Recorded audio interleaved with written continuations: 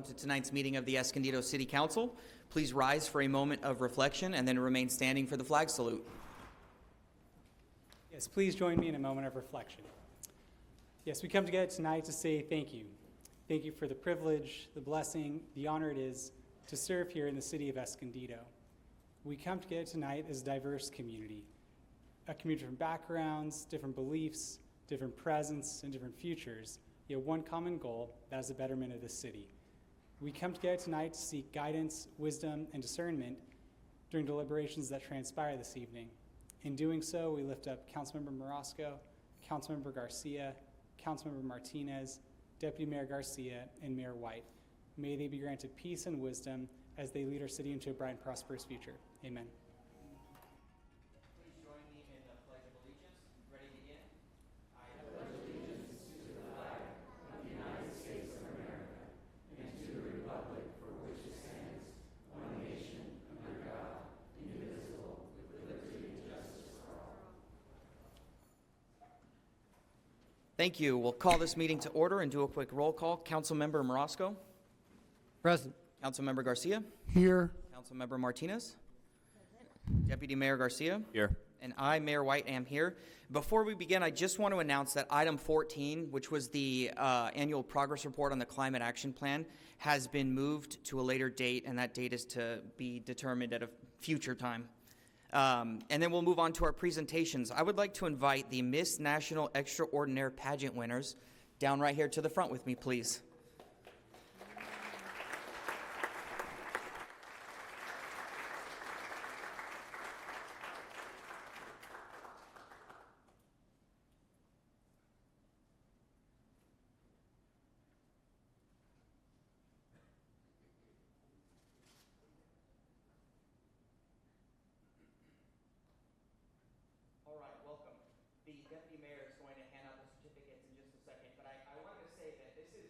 Year I've had the opportunity to attend this pageant, and it is one of the most inspiring things that you will ever witness.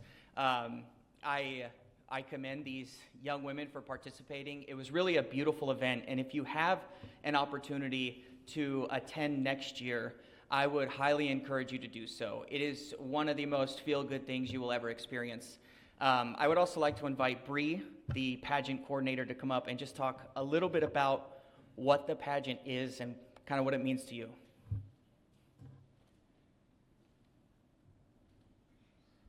Hello, and thank you for being here this evening as we get to honor many of you sitting here, but as well as these beautiful young ladies up here. My name is Bree Gels, and I won Miss US in 2022, simultaneously graduating as a speech-language pathology assistant.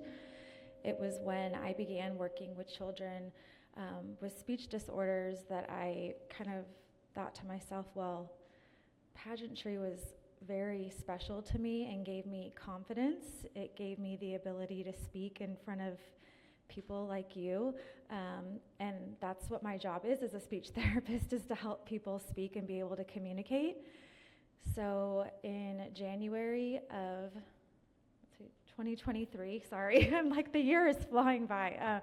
In January of 2023, I literally had a dream. I know that sounds very cliche, but I did. And it was a dream about a pageant that I started, and it was in somebody's backyard. And I didn't know what that meant. All as I did was got on the internet at that point and kind of started Googling special needs pageants. And I only found 2 of their kind in California, many in other states, especially, the southern states, because pageantry is very big there.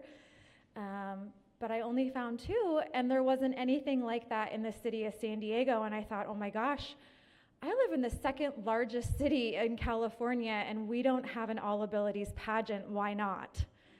And so I spoke to those 2 other pageant directors to try to get some guidance in how they ran their pageant. And I reached out to Dane White. I contacted the San Diego Padres, Microsoft, Jeff Forbes. What is the name of his business? The Patriot Group, thank you.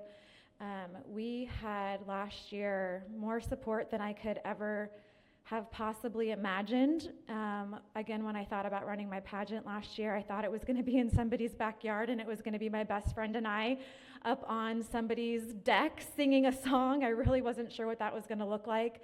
But we had over 400 people last year in the audience, and like I said, the financial support was absolutely incredible from the city. Fast forward, here we are again. We just finished our event July 12th and 13th of 2024, and we were honored with a Miss National Extraordinaire Day by this wonderful gentleman right here. So to say that dreams do happen, they really do happen if you just believe and work hard. And I am just blessed and honored to be the face of that. I'm very undeserving of this recognition, but I am very humble and very grateful and thankful for the opportunity to be able to provide a platform for these girls to not only be heard, but everybody leaves with a sash and a crown, whether you're a winner or not. You come and you get complimentary hair and makeup done for the day, complimentary photography. Our winner last year, with the financial support, last year we had one winner, but we were able to send her and her family on a 3-day night, 4-day vacation, all expenses paid with the donations that were received. It's absolutely beautiful, so I do encourage you. I'm hoping our pageant's going to be on July 13th, which is our Miss National Extraordinaire Day. Haven't quite booked that with the theater, but I hope to see you all there. And we do have a website if you want to check us out. It's missextraordinaire.com. So thank you. Thank you. With that being said, I'm proud to recognize Isabella Villafania, Miss Extraordinaire Junior 2024 first runner-up. Is she here? Okay. Then Ariana Patel, Miss Extraordinaire Junior 2024. Oh, perfect timing.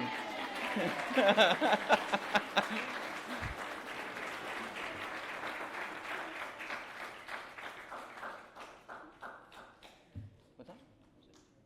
Perfect. Her crown came down. Right here.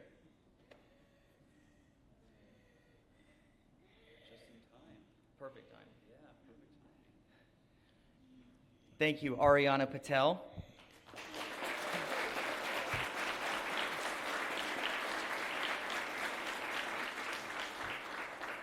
The Miss Extraordinaire Preteen 2024 first runner-up, Priscilla Castillo.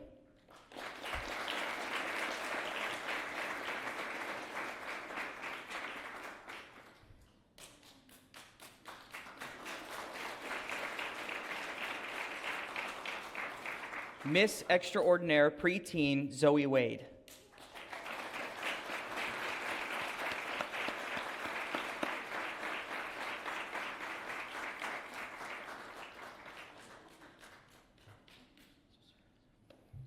And Miss Extraordinaire 2024 first runner-up, Renee Mornow.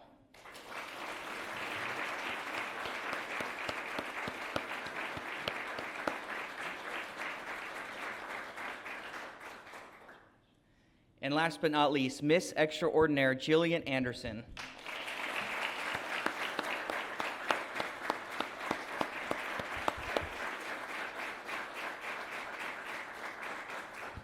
Congratulations again to all of you, and hang tight right there while we get a photo with all the city council members down here.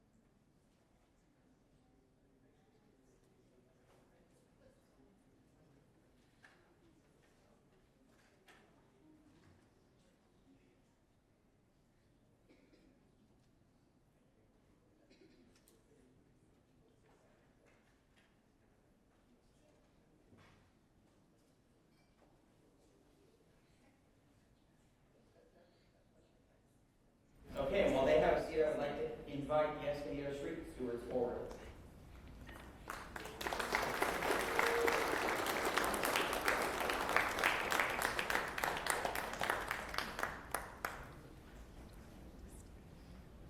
Yeah, for sure.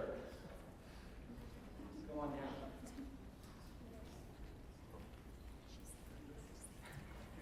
I should have done this.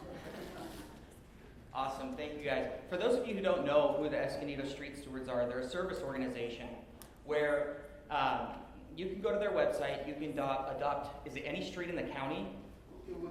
Okay, almost any street in the entire county, but in Escondido for sure. Some of us have adopted 1 or 2 streets, but you adopt it and volunteer to clean that street once or twice a month, kind of at your convenience. And not only that, but these guys are out there like every other Saturday in Escondido, picking up trash and beautifying the city of Escondido, and I thought it deserved a ton of recognition for the amount of work that they do in making the city of Escondido a better place. I wanted to invite Scott up here to say just a few words before we hand out certificates.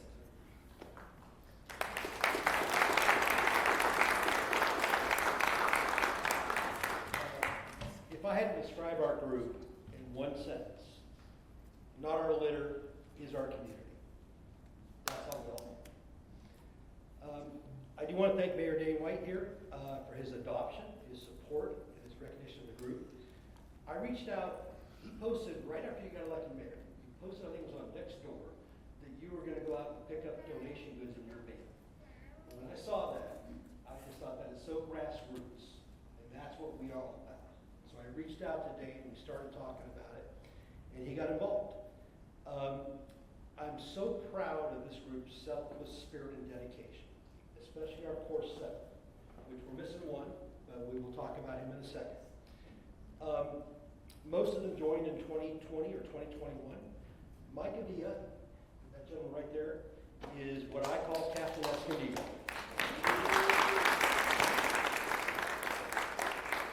He prefers to be called El Capitan de Esco, but we'll go with whatever he wants. Okay. He's been running this program in Escondido since 2021. He was picking up litter years before that when he joined. The last couple of years of growth in Escondido is mostly because of Mike's leadership. Then we have what's known as our 3 trashy ladies. Okay. And I didn't realize there was going to be a younger group here. A couple of my comments are a little R-rated. I didn't realize that, but they're not too bad. So we have our 3 trashy ladies. Our first trashy lady was Carol Collins. She joined us first. Okay. And quickly after, Tiffany Koenig-Bukowski. And Mandy Mad Dog Ellis. They've been with us for a couple years now, and it's just amazing what we do. Mike Freet, who I like to call Mike with the long picker, has been picking up litter the longest of us all. He's not here. He actually is part of Larry Troutner's Rotarian group. That's Larry right back there. Raise your hand, Larry. Okay. They've been picking up litter for over 8 years. And they have an Caltrans adoption on Route 78 in Center City Parkway. A lot of you might recognize that area as an unhoused area, and it's amazing. They go in there, we go in there once a month, pretty much. We've been cleaning up litter for 8 years. We joined them a couple years ago.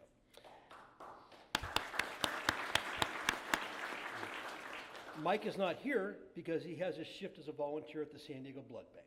That just says what Mike's about. Francis Bova joined in 2023, but he quickly stepped up to set up an Escondido Street Steward Instagram page, became a community captain, and is our unofficial videographer. He also led a group of stewards on July 13th downtown to San Diego for a large event downtown. We also have some new stewards that are showing up very regularly. That's Rye, Beth, Beverly, and Carolyn, and we have new people showing up every time. Escondido, progress. We have over 90 adoptions, block adoptions. Our email distribution list is over 100. Our Facebook page has 316 followers, and our Instagram has 170. That's mostly because of Mike and Francis's work. In 2023, we had 19 group cleanups. This Saturday will be our 14th this year. We are doing them about twice a month at this point. Typically on second Saturdays at 8 o'clock. If anybody would be interested in getting my card or finding out about us, you can find us at streetstewards.com. And we also, we've joined with the Rotary as their group and our group has kind of merged together. We work both others' adoptions all the time. We have the two Caltrans adoptions, the one I mentioned, the Rotary, and then Escondido Street Steward in 2023, we adopted the 15 Via Rancho Park North ramps. Escondido Rotary and Escondido Shines, Von North's group, have been very, very supportive of what we do. Actually, I'm now a Rotarian because I was introduced to Vaughn by the city, and I've now moved. I was in the Noon Club to begin with. I've moved to the After 5 Club because I still work. I like to have a drink occasionally at a meeting, and I'm not a good singer. And if you're in the Rotary, you might know what that means. Okay. Mike Avia, he led Love Esco Community Day cleanups with over 100 and 200 volunteers the last 2 years. Huge pickups.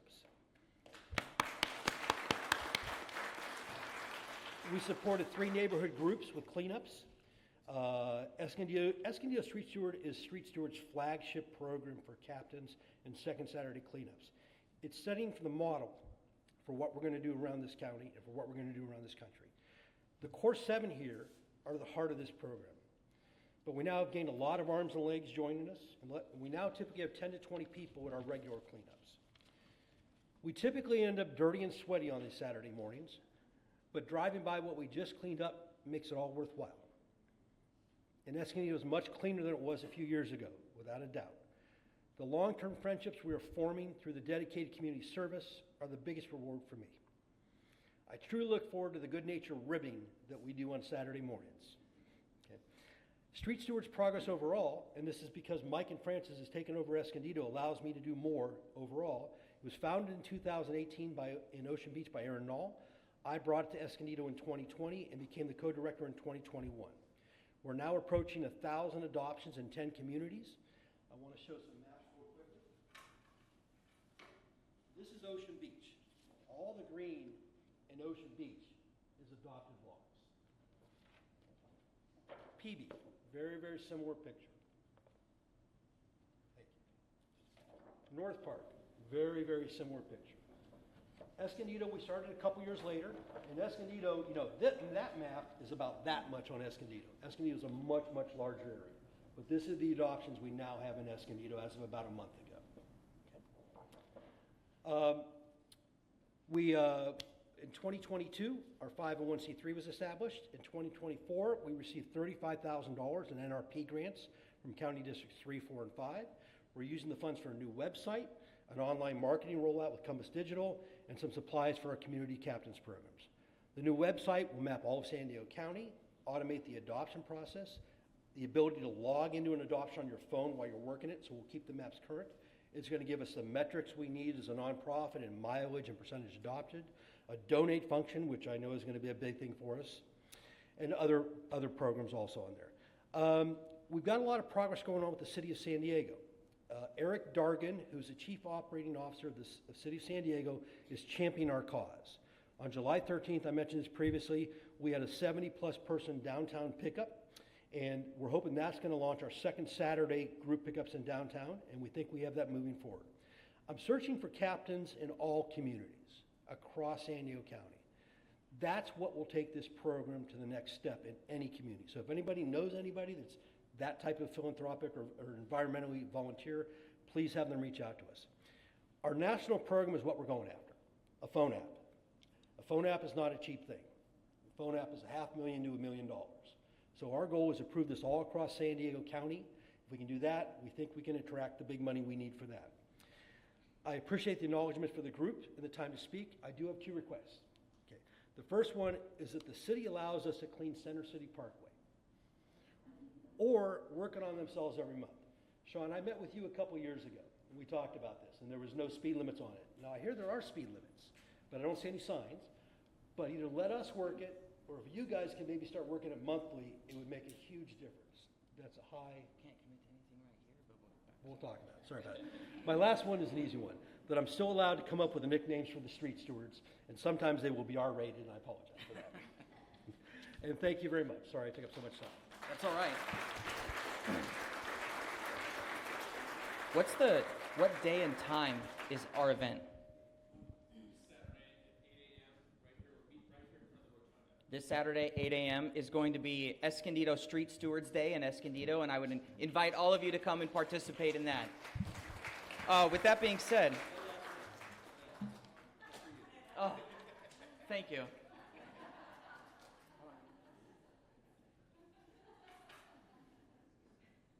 All right. Certificate of recognition for Scott Horst. Mike? Oh, perfect. The other Mike? Miss Frances Bova.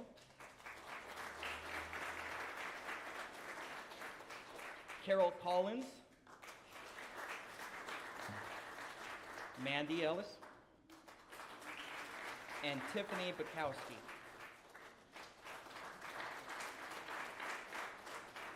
I did forget one thank you. I would like to thank my father, John Horst, and my mom, Barb Horst, for allowing us to do this. It takes away from our family business, Margaret's Cleaners, and I really appreciate that.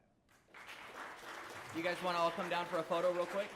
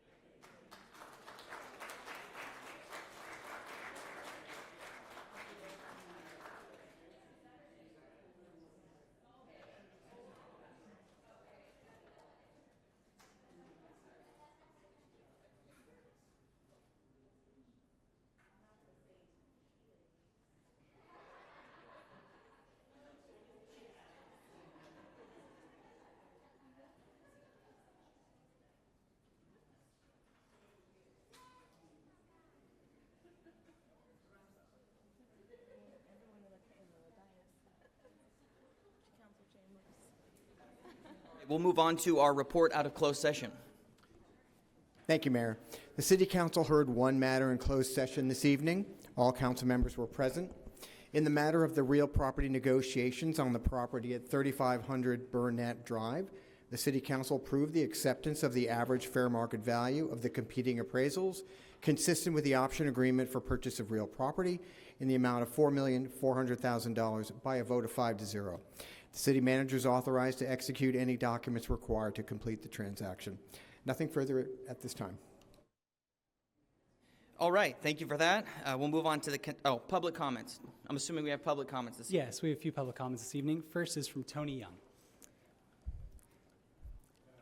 Oh, yes, you may approach Mr. Young. And as Mr. Young comes up, he has a folder at your dais if you guys would like to review it as well.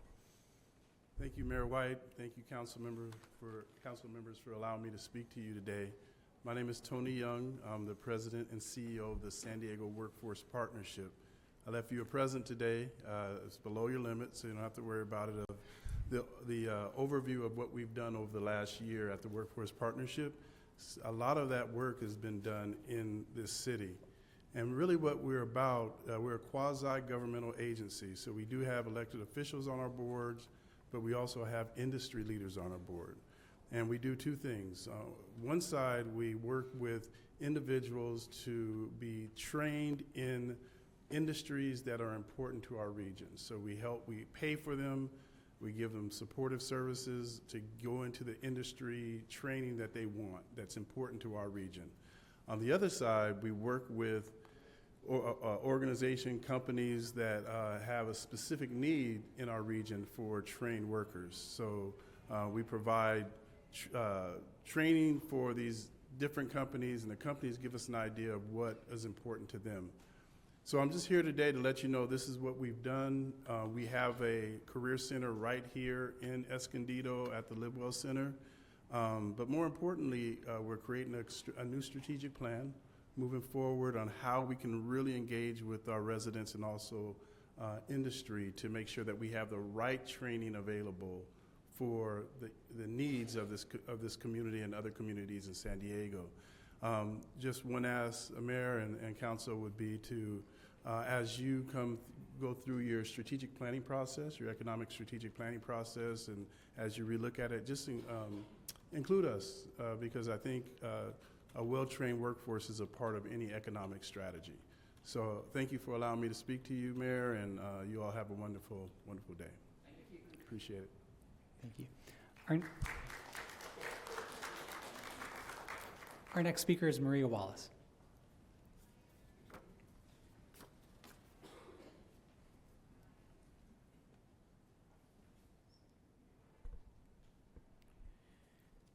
Good evening, Mayor and Council members. My name is Maria Wallace, and I have lived in Escondido for over 25 years.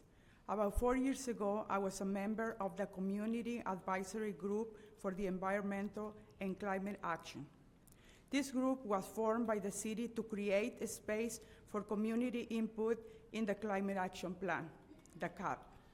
A lot of hours went into writing this document, and the Escondido group worked diligently to do research, find data, statistics, and consulted many experts in the field. At that time, a few of you were not elected yet.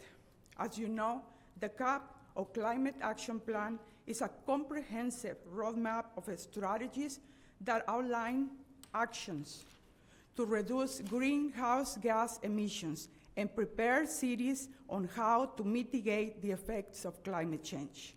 Now, why is the CAP so important? Because the actions that we take can help to adapt to current and future impacts from climate change. We wanted to create a bold climate action plan with bolder policies, and the results said it. In March 2021, Escondido passed the best CAP in the county. Mayor and council members, climate change is here to stay. We're dealing with extreme temperatures, and up north, our state is facing one of the largest fires in our history. A measure outlined in the CAP is to establish a climate commission or formal advisory group to provide ongoing support and guidance to our city. Please do the right thing. The help is there. Create this commission. Our work is not finished. Community input should continue across all policies. Just because policy has passed, it doesn't mean that it is implemented. Please show your constituents that Escondido CAP is a priority. Climate change is not partisan and affects each one of us. Thank you.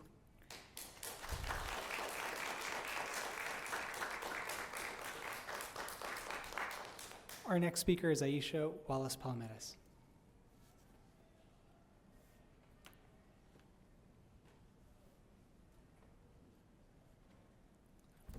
Good evening, Mayor, council members. My name is Aisha Wallace. Some of you know me, some of you don't. And I know that the Climate Action Plan on annual monitoring report got postponed, but we still wanted to make our comments known today. So I was a member of the Escondido Community Advisory Group on Environmental and Climate Action, and our group was created by the city to collaborate with city staff on the Climate Action Plan. I have been organizing for climate change in our community since I was 15 years old, and the work that I have been the most proud of has been the work being involved with the Escondido Community Advisory Group and creating the best climate action plan in the county. Community members like myself and city staff worked together to create a plan that was centered on climate equity. Policy means nothing if it's not implemented. The most important part of the plan is the creation of the Climate Commission. that is made up of community members and city staff like myself who can collaborate. It's been 3 years. A commission on climate change should be a priority for the city. I understand that our city faces budgetary constraints and that our staff has a lot on their plates due to the financial state of the city. But climate change is only going to get worse. We need to make it a priority. I love my city and I love being involved in my community. That's why I care about this so much. That's why we had over 40 community meetings to make sure that the climate action plan had a bunch of community input. The work must continue. Being a leader countywide is something we should be proud of. We should nurture this plan. It's good for our community. This plan should bring us all hope, but we have to make it a priority. I ask you to make the creation of a climate commission a priority. We've done it before. We had the ECAG. It was great. Now let's continue that work. Thank you.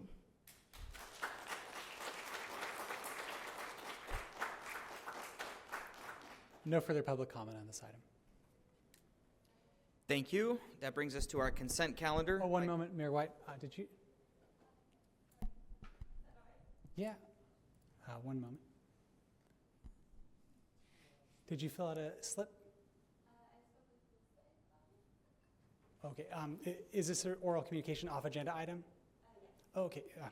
If the mayor. Thank you for giving me the chance to speak. Good evening, Mayor and council members. My name is Melanie Four, and I'm the Community Impact Manager at Upwards. I'm here with my colleague, Emerald Carroll. Before joining Upwards, I was a grateful client. Both my boys attended Upwards partner daycares.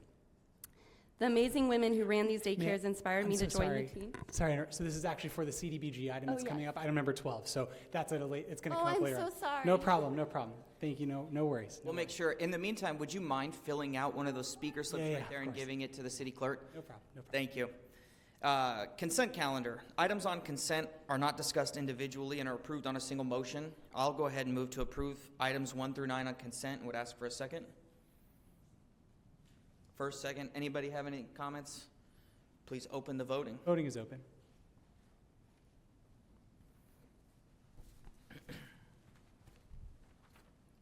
Motion approved, 5-0. Okay, item 10 is the consideration of an ordinance regulating recreational vehicle parking. And I'll turn the time over to our Deputy City Manager.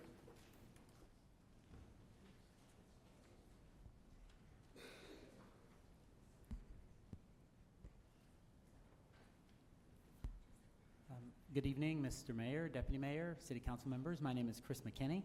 I am Deputy City Manager and Interim Director of Development Services here in Escondido.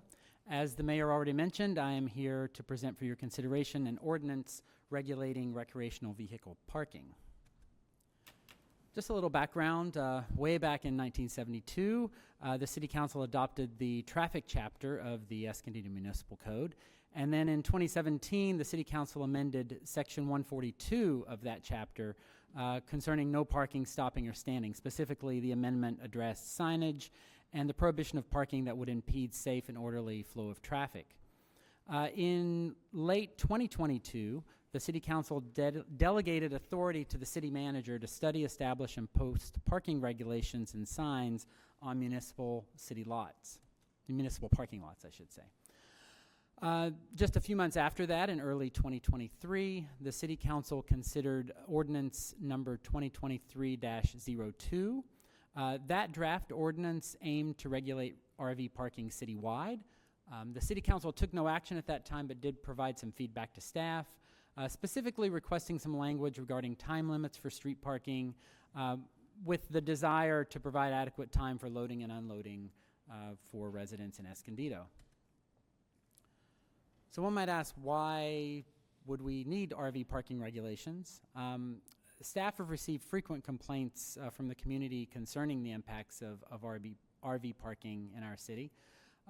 These fit into several general categories. The first, concerning traffic safety, is that RV parking can impair visibility near intersections and on curves. Also in the way of traffic safety, it impedes access to driveways. There are some quality of life implications in that parking by RVs, which typically are larger vehicles, will reduce parking for residents and businesses in the area. And also, quality of life is impacted when some owners who are not responsible with litter, trash, and debris, and in the worst case, even human wastes, may be left behind on the streets of Escondido. As a few examples, and you know, the picture at the top is an extreme example, but it's still an example of the sort of debris that can be left on our streets.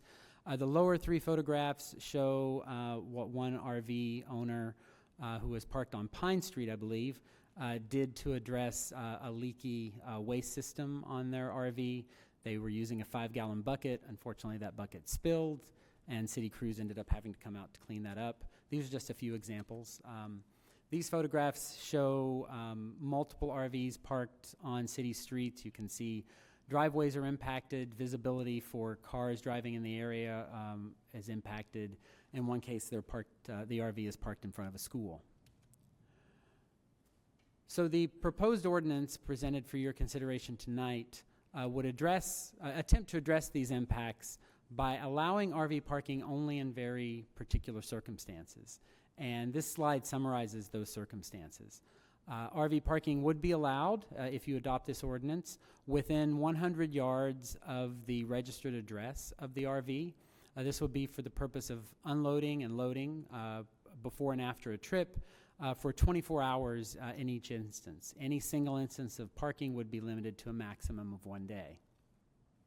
RV parking would be allowed for the purpose of emergency repairs if an RV is broken down. This period of parking would be allowed so long as the RV is readily reparable, and then after it's repaired, it is moved. RV parking would be allowed in municipal lots as long as permissive signage is installed in those lots. And then RV parking would be allowed when the RV is owned by other government agencies.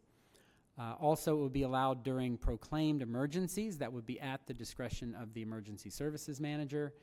And then finally, RV parking could be allowed under a special event permit if the applicant specifically asked for RV parking around their event and that permit was ultimately issued by the city. How might this be implemented? Especially during the initial period of implementation, again, assuming that the City Council adopts this ordinance, the Escondido Police Department would emphasize education and the use of discretionary warnings to help people comply with the new ordinance. When enforcement is required, infractions could result in the impound of the RV and a citation to the owner. And the third and subsequent violations could result in misdemeanor charges.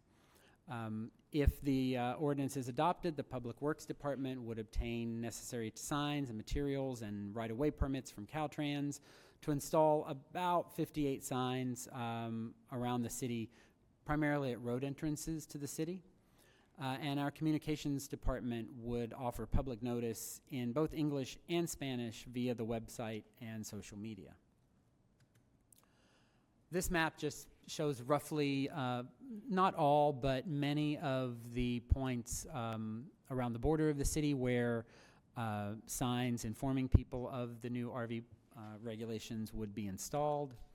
And then these are examples of a prohibitive sign on the left and a permissive sign on the right under this proposed ordinance. And with that, the staff recommendation is that you consider and adopt or consider and introduce, I should say, ordinance number 2024-10, regulating RV parking in the city of Escondido. This evening is the first reading and introduction. If you take that action tonight, the second reading and adoption is anticipated for 1 week from tonight. And if you take all those actions, the new ordinance would be effective after 30 days on September 13th. I should point out the specific code references to be changed. 2 existing parts of the code, sections, Chapter 28, Section 154 and 155, those will be renumbered, not changed, just simply renumbered, and that would make space for a new Section 28-155, where all of the regulations in this ordinance would then be introduced into the EMC. And with that, I'm available, and Captain Banks of the Police Department is available to answer your questions. Thank you. Do we have any public comments on the item? None in person, one was submitted online in support of the ordinance. Thank you. Just a quick question for clarification. So tonight, the first reading, is this an action item tonight? Does it need to be adopted It tonight? is. You need Okay, to, you perfect. need to take a vote to introduce it. Okay, I thought it was interesting in the staff report, it noted that Carlsbad, Oceanside, San Marcos, and Vista all have regulations for recreational vehicles, and this is just one example, but on Montiel, on the Escondido side of Montiel, it's a parking lot for RVs. On the San Marcos side, you could tell there are regulations because there are no RVs. Thank you for adding, I know when this came up the first time, my request was for some sort of an amendment for emergency repairs, and I see that's gone in there. And I really only have one question. So trying to make this as practical as possible, I spoke to a handful of people who own RVs and asked, what is the time frame for them to load and unload when they're departing or arriving home from a trip? And I heard anywhere from 2 days all the way up to 5 or 6 days. So what kind of impact would it have if I amended it from 24 hours to either 48 or 72 hours to give people time to load and unload? I believe that's within the council's purview to do that. So. Okay. Well, then what I'll do is make a motion to approve the item with an amendment to allow up to 72 hours before and 72 hours after a trip. Say what? And 10 seconds. And I'll ask for a second or open it up for discussion. Oh, perfect. Well, my discussion, I was going to say 48 hours just because it's something that we experience multiple times every summer, actually throughout the year in our particular neighborhood. By our house, it's nice and flat and level. Up the street, it's really, really steep. And so our neighbors have a very large motor coach, and whenever they're going to go on a trip, they bring it down, park it next to our house. We are absolutely fine with that. We've spoken to them about it many times. We've provided them with electricity for allowing their vehicles to be charged up, et cetera. And it generally takes them a little bit more than 24 hours to load everything up and a little bit more than 24 hours to break everything down when they come back. It's not a problem for us. We love the interaction with them. So I was a little bit concerned about the 24 hours. That's why I was thinking more like 48 hours. 72 seems like a little extreme to me. We like our neighbors. We don't want them there for 72 hours. So 48 would be good. But those are my thoughts. Yeah, I would agree with the councilman. So 48, I think, is reasonable. I think 72 is very quickly becomes, from 3 days to 4 days. So I would be more amicable to 48 hours. And I have the same thing. I have people loading and unloading, and 48 seems to be more than enough.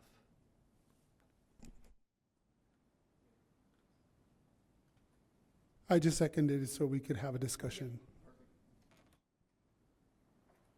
Okay, well, thank you. I remember when this has probably been at least a year that we visited this topic, so it's good to see it back. I also do hear from constituents about RVs in the residential areas, especially with challenges of not being able to see when they're trying to leave their neighborhoods.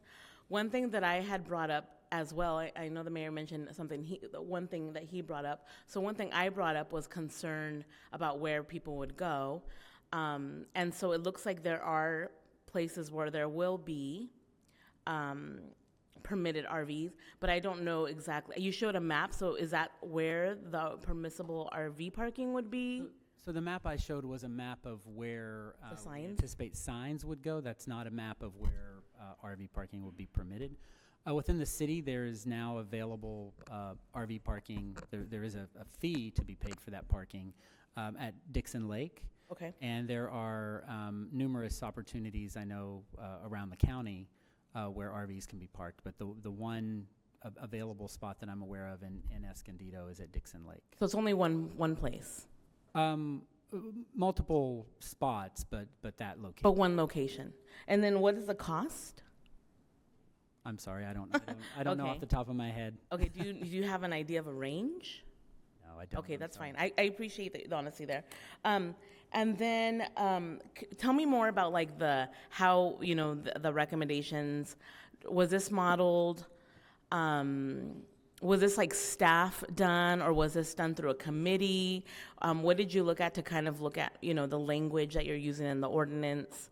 Did you look at other cities and their ordinances? Does this mirror very similar language that other cities have regarding RV parking? So I think that after we received the feedback from the city council after the last presentation, we went back to look at what changes needed to be made. So we first of all tried to take the feedback we were given from the council. As far as the original drafting of those, we tried to look at what sorts of complaints we were receiving from the community and to draft regulations. And we did take a look at other cities' ordinances in effect at that time. So they were used as a guide. I don't know if I'd go so far as to say a model, because we did try to address the comments we were receiving from our community, and also to balance not only the needs of the community, but also to balance the needs of responsible RV owners. So. Okay. So do we know, as far as like, since there's only one location and I don't even know how many spaces are there, I don't know the fees. I'm trying to find out kind of what, if like other cities have public free RV parking lots. So we did take this to the homeless ad hoc because of the impact question. The homeless ad hoc committee did not provide us any further direction on pursuing any other public spaces. That opportunity remains in the ordinance for future conversations on that front, that there is now an allowable pathway for RV. There is existing RV, and that is reserved in the ordinance, but there was no further exploration of that. I hope I'm not surprising the subcommittee. That was brought to the subcommittee. The subcommittee looked at that, and no further action was taken on. But it does exist for a future council to consider as an option, but not. This sets the pathway. It does not create the opportunity, a direct opportunity in that space. Okay, and then and specifically the third sub-bullet is the one where municipal lots with permissive signage is mentioned as an option. At present, as the city manager said, there's no permissive signage, but that option is there. Okay, and then you mentioned something in the slide that talks about the kind of the rollout implementation of this, that there's going to be like so it says EPD will emphasize education or issue discretionary warnings. What is the timeline of letting the community know, in addition to social media, and it'll be in our weekly report? I saw that in the staff report. What is the time frame of the outreach and education around this change for our community, so that they know that this is, if this is to go, be implemented, so they can prepare and figure out accommodations? Hi. Hi, I'm Ryan Banks. I'm the operations captain for you guys' police department. There's no set time frame. We're going to have internal discussions. I believe when we changed the speed limit, there was it 60 days? It was 60 days. But we're not tied to that either. Okay. And I should point out that not before, but certainly before any strict enforcement would be undertaken, those signs that need to be placed at roadway entrances would need to be put up. That's going to take Public Works, I would say, at least a few months to procure and get all those signs installed. So that would happen. And while that's happening, first. And while that's happening, the public notices can be going out. So we're talking, I would say, a matter of months. Okay, at least because of the signs need to go up first. Okay. For the homeless subcommittee colleagues, any discussion on, because I did make those comments that evening, and I know, Mayor, your comment was taken into consideration. Did you at all consider where would they go and, options? Because we did talk that night that there was like an RV park, a private RV lot somewhere. I think it's in the city. I'm not familiar. But did you all think about like maybe where they would go in Escondido? Yeah, so that conversation quickly turns into a safe parking lot, and we don't have the resources to implement anything like that. If you're going to designate a spot in the city specifically for RV parking, it will get filled up relatively quickly, and we just don't have the capacity to handle something like that. Okay. So you guys did consider it, but decided we don't have the capacity. Okay. All right. Yeah, Sorry, Yes. Councilmember Martinez. I should clarify, what's available at Dixon Lake is camping sites for RVs. So I should So it's not necessarily parking. not parking, it's Okay, it's so we- RV, so- RV camping. So pretty much with this, we're saying no parking in Escondido pretty much anywhere at this time if this goes forward. And then we don't have places to direct people who have no place to go with their RVs. Is that correct? So there's no place that is signed now to permit RV parking. Okay. Quick question, clarification. Are you talking about places to store your RV? Or are you talking about places to live in your RV? Well, to park, like if you needed to park your RV overnight, like where would you go? You know, because there's people that are unhoused that live in their RVs. Understood. You know, one of them lives in you know my former neighborhood, and so I'm wondering though, and I understand that neighborhoods, you know, you know, I get those complaints too. I'm open to, and I had made this point over a year ago when we talked about this. I'm totally open to exploring options to get, you know, RVs out of the neighborhoods, but finding an alternative place where they can go. And that's what I wanted to be explored. But right now, it's like we're going to essentially ban it, but then we're not giving people the resources, the information to say, oh, but this is a place you can go to. And for me, that's important.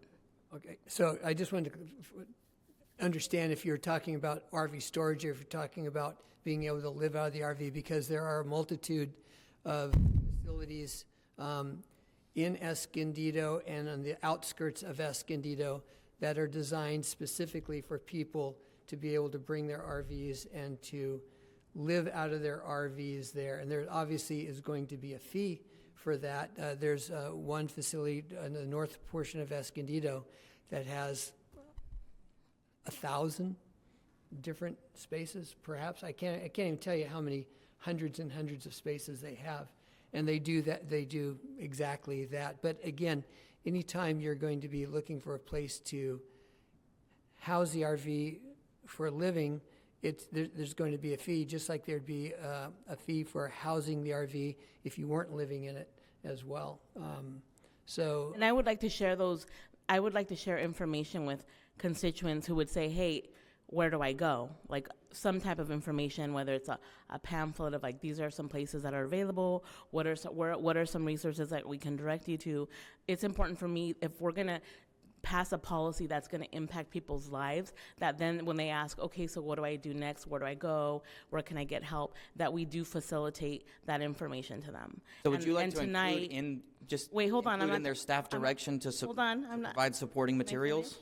So you know, for me, it's important that we have options for them. That's why I had asked about, you know, where could they go? And I've heard that it's, you know, Dixon Lake is one place, but then it's like, where would we, you know, we need a place for people to call, like a phone number or a contact person, if they have questions about this policy, to get information. And I would like that information to be, you know, what are some options since I'm no longer able to park in the city of Escondido. I would like to see that included. That is important to me. If I may, I think that's what we're looking at right here. EPD will emphasize education or issue discretionary warnings. I think part of that could be the education of where they could go, the resources they could find. I think that's exactly what we're talking about here. It's not, because I had asked like even a time frame, and we have to specify that, and it needs to be written somewhere because it's not included in the ordinance and it's not included in the motion. And it seems that, I mean, we don't even have right now. I'm not hearing I know Mike Marsco just said, I know of a private place and then Dixon Lake, but nowhere is that specified somewhere. So for me, I'm not comfortable unless that's going to be included somewhere in writing, making sure that people have a contact to get information and have a place where they can be directed for support. So that is important, and that's not here in this implementation. Again, I think this is where we're seeing the EPD will emphasize education. So I think that if you're asking for EPD to include that in their education, I think that's something that is probably, that they'd be amicable to do, Mayor. I was going to say, there's a motion on the floor, but I also heard 2 council members requesting a different time. Did somebody want to offer a substitute motion? Offer a substitute motion to modify it to 48 hours versus 72 hours. And I'm fine with the 40 hours, but I would want to include specifically that we give a time frame for the education, as well as like a contact and a phone number for people who have questions, and that they will be provided resources of where the RVs can potentially go. Does the maker of the motion want to accept that amendment as well? No. Okay. Does the item have a second? Yeah. Did you second it? I'll second. Okay. Then I will please open the voting. Voting is open.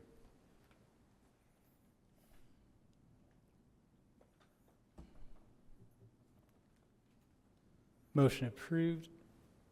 4-1. Martinez, no. Okay, thank you, everybody. We'll move on to item 11, which is consistency amendments to the land use element and East Valley area plan.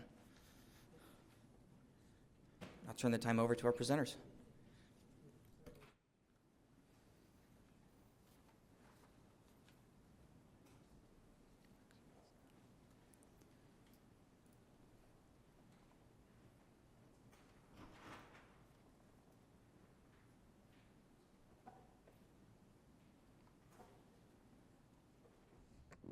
Good evening, City Council. My name is Priscilla Roldan. I'm an associate planner here at the city in the Development Services Division, and I'm here before you to present on the proposed consistency amendments to the land use element in the East Valley Parkway Area Plan.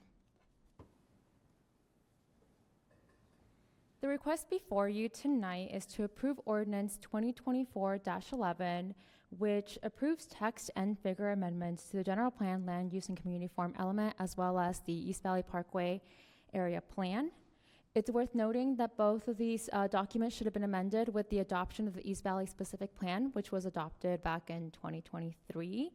However, because of staff capacity as well as the need to prioritize the housing element certification, these amendments were postponed until this year.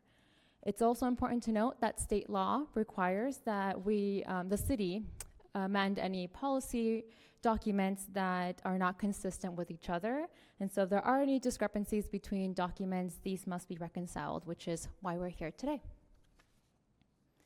Before I jump into my presentation, I do want to provide a bit of background. So many moons ago, on July 19th, 2023, the Escondido City Council adopted the East Valley Specific Plan, or EVSP. And this rezoned approximately 191 acres in the East Valley area. The adoption of the EVSP bifurcated a previously adopted plan, that is the East Valley Parkway Area Plan, and triggered the need to make amendments to the General Plan Land Use and Community Form chapter. Today's item consists of minor modifications to provide clarity to documents, making minor changes to language as well as any associated maps, and updating any outdated information as required by state law. The Planning Commission recommended approval, unanimous approval, on June 25th of 2024. What you have on your screen in front of you is the East Valley Parkway Area Plan land use map, and you can see the boundaries right there. This is one of the documents in which we are proposing to amend tonight. As you can see, the boundaries of the East Valley Parkway Area Plan are adjacent to the former Palomar Medical Center or hospital. This map is the boundaries of the land use map and the boundaries of the East Valley Specific Plan, which was adopted last year. And as you can see, the boundaries are also adjacent to the former Palomar Medical Center. And if you're able to deduce from both documents or images, is that when you overlap these images, there is an overlap. When you layer these images, there is an overlap, which creates conflict between both documents. So there is a need to reconcile both. The proposed changes before you tonight are outlined on this graphic, and a majority of these changes include text clarifications as well as updates to these maps. Most notably, for the East Valley Parkway Area Plan, some of the changes include the removal of the land use hospital professional in accordance to the Escondido zoning code. It also includes the removal of the Escondido Village Shopping Center area, which is now governed by the East Valley Specific Plan. And for the general plan land use and community form element, the most notable change will include the addition of the specific planning area SPA 16, which is just a reference to the East Valley Specific Plan. For your reference, staff has prepared the red line documents, and there are attachments 1 and 2 of your staff report. So in conclusion, staff recommends for you all to approve Ordinance 2024-11, which approves the text amendments to General Plan Land Use and Community Form, as well as the East Valley Parkway Area Plan, and staff are here to answer any questions. Thank you. Do we have any public comments on this item? None. Okay, I'll turn it over to the council for any questions or comments, if there are any. Seeing none, I will make a motion to approve the item. Second, again, no comments? Okay, please open the voting. Voting is open.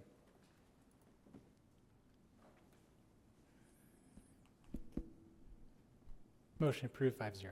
That was easy. Thank you.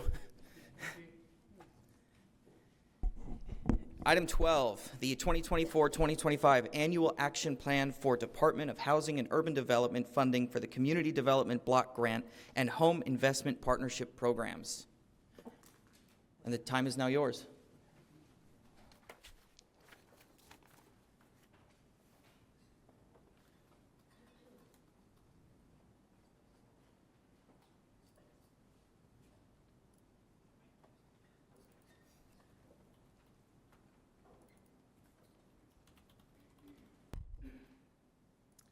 Good evening, Mayor and City Council. My name is Danielle Lopez. I'm the Housing and Neighborhood Services Manager, and with me this evening is Dulce Salazar, Management Analyst over CDBG.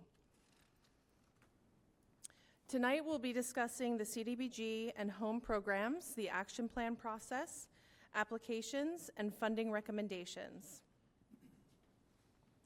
We'll be asking you to adopt resolution number 2024-110, approving the CDBG and home budgets and allocations and approving the fiscal year 24-25 one-year action plan to be submitted to HUD.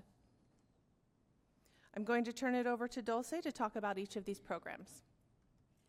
CDBG is one of HUD's longest running programs to fund local community development activities with the stated goal of providing affordable housing, anti-poverty programs, and infrastructure development.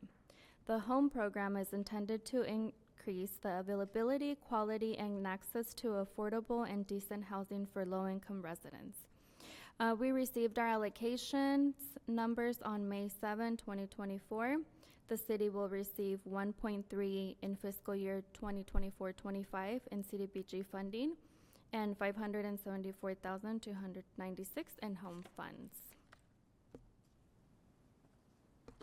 As a recipient of federal funds, the city is required to submit several plans, one of them being the 5-year consolidated plan, which is the 5-year plan that outlines the city's goals and funding priorities for CDBG, home, and ESG.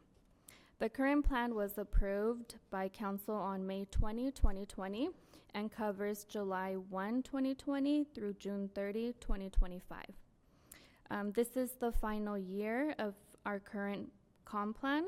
We put out an RFP for consulting services to assist with the drafting of the 2025-2029 comp plan. We received 4 responses and are working on executing a contract now. HUD requires that an action plan be developed and submitted annually to demonstrate how the comp plan priorities will be addressed during each program year. Action plans must identify the activities that will be performed and list the sources of funding for each activity. The action that Council takes tonight will determine specific programs and projects to be funded in fiscal year 24-25. And when we create our 5-year consolidated plans from the outreach and analysis, several priorities are identified that guide how and where our funding will be invested. These priorities are approved by the City Council and then reaffirmed each year through the annual action plan process. The public hearing to reaffirm the priorities was held on May 8th. What you see here are the national objectives and priorities for the CDBG program. Okay, so now we'll talk about the timeline for our action plan process. On April 29th, staff presented to the Homeless Subcommittee to provide an overview of the CDBG home and ESG programs. The city identified priorities, challenges, and obstacles, including the city's timeliness test and the recommended allocation process. On May 8th, staff presented the same information to the City Council, reviewed and reaffirmed the con plan priorities, and approved an allocation process that and the release of an RFP for the CDBG programming. On May 15th, a request for proposals was released. The RFP was advertised on BidNet. It was listed on the city's website and emailed to CDBG mailing. The CDBG mailing list, which consists of about 41 service providers throughout the city, new and past subrecipients. 21 proposals were received, totaling $3.5 million in requests for $1.1 million available for public services and capital projects. July 23rd, staff again presented to the subcommittee, this time on the proposed allocations for the 2025 action plan. The subcommittee supported the recommendation and provided feedback on proposals to recommend to the City Council for consideration. And finally, tonight we are here conducting the second public hearing required by HUD to approve project allocations and the submittal of the action plan to HUD. Another requirement of HUD is that we have a citizen participation plan that outlines procedural guidelines around public notification. The primary goal of the citizen participation plan is to solicit views and recommendations from members of the community, organizations, and other interested parties, and to incorporate those views and recommendation into the decision-making process. Per the requirements of the plan, the draft action plan was available for community review and feedback on the city's website and at City Hall for the required 30-day review period. And all appropriate public notices were released in the Escondido Times-Advocate. In addition to the public noticing requirements, all applicants were notified about the plan. We presented at 2 neighborhood leadership forums on April 25th and July 25th. We presented at the Community Alliance for Escondido, or CAFE, meeting on July 26th, who also distributed our flyer requesting feedback to their listserv of approximately 300 service providers. And lastly, we posted the request for feedback on our social media channels. What you see here are 3 public comments that we received. All 3 comments were regarding the importance and need to support daycare services in our community. We also received 6 comments on our social media. They were not directly related to the allocation plan necessarily, but included a desire for updating our recreation center, providing more parking enforcement, and providing more bike infrastructure. Now we'll talk about our allocation process. So this is the dollar amount that we have to work with and is the allocation process that was approved at the May 8th council meeting. A maximum of 20% of our total allocation will be used for grant administration. A maximum of 15% will be used to fund public services, and the remaining 65% for capital projects. As we mentioned earlier, we released an RFP and received 21 proposals. The proposals were evaluated by Housing and Neighborhood Services staff using a scoring rubric that included scoring considering things such as eligibility and project description, agency information, including capacity and experience with federal grants, the budget, and their plan and ability to spend CDBG funds in a timely manner. Each subrecipient will enter into a contract with the city and will be held accountable for carrying out their proposed project. All contractors are monitored quarterly through reports provided by the subrecipient that include backup documentation, including but not limited to time cards, copies of checks, ledgers, participant information, and project-specific documentation. Additionally, they are monitored in person annually to ensure compliance with financial practices and CDBG eligibility. Now, Dulce will briefly talk about each of the proposals. Mama's Kitchen strives to provide nutritional support to San Diego residents at risk of malnutrition due to critical illness. Voices for Children provides advocacy services to Escondido foster youth through individual assessment and case liaison programs. Senior Cares, this funds a dedicated staff member at the Senior Center to provide referral services. And Mobile Recreation Program is a free summer camp offered at Grove Park. Project Next, this funding would provide services to assist LMI high school students by establishing a future center at Escondido High School to create drop-in services, financial counseling, skill building, and networking for career opportunities. Legal Aid enforces for housing rights. It's a requirement of HUD that we provide these services and helps Escondido residents to maintain housing stability. Interfaith, this program will provide services aimed at preventing homelessness for senior households who reside in Escondido and are at risk of homelessness. This funding will assist approximately 15 seniors with rent, deposits, utilities, application fees, car repairs, prescription assistance, credit repair, or other assistance necessary to stabilize the client's housing crisis and prevent homelessness. Center for Community Solutions, this is a program, this program will support the domestic violence shelter at Hidden Valley House. They are requesting funding for utilities, maintenance, and repairs. Here we have a summary of the projects I just talked about with their funding allocation. You see that Street Stewards is not being recommended for direct funding. However, they will be supported through our neighborhood cleanup project where we will provide trash bags, pickers, and cleanup events for them to participate in. Poured in place rubber surfacing. This project will replace the engineered wood fibers with poured in place rubber surfacing in CDBG eligible parks, Jasmine, Washington, and Westside.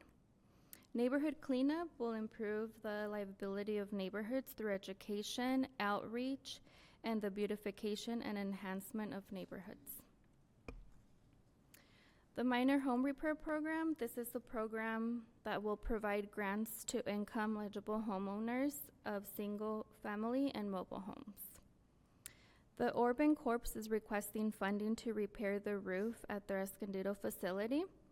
Urban Corps provides paid job training, supports services, and second chances to earn high school diplomas. We Care DBA Upward is requesting funds to pay for the program expenses to run Boost, which stands for Business Operation and Optimization Support Tools. This will expand economic opportunities for in-home family childcare providers on Escondido by training them how to use essential tools to make their business operations more efficient. The program will increase childcare providers' income, expand the provider's capacity to serve more children, and create new jobs.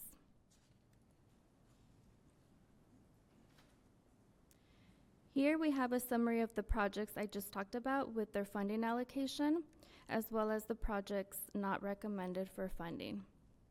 The Old Escondido lighting, this request was for the gap funding and an alternative funding source was identified for this project. The East 9th Avenue retaining wall, this is considered maintenance and is ineligible.